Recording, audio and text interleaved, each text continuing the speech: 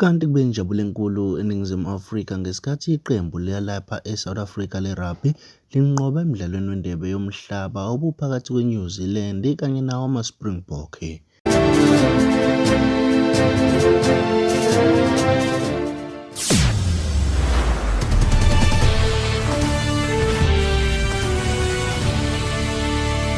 Buko lesithi kuhle TV sekubingelela nibambe yaqala ungena YouTube channel yethu ungakhohlwa ukuncofoza usubscribe ukuze sikwethulele zonke sikuphathele zona.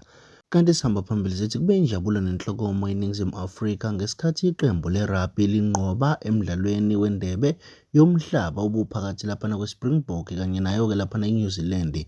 Lapho khona lamathimu amabili e-rugby abambane phezulu kwathula umsindo kwancane indawo kwase kuthi lapha eNingizimu Afrika yanqoba-ke lapha-ke ngamagoli 12 kwiSpringbok and All Blacks yathola 11 yagcina iguqe kanjalo-ke lapha nethimu yaseNew Zealand yamaSpringbok i-All Blacks. Kanti beyintokozo lapha eNingizimu Afrika ukuthi wonke umuntu lo mdlalo ubewubheke ngabomvu.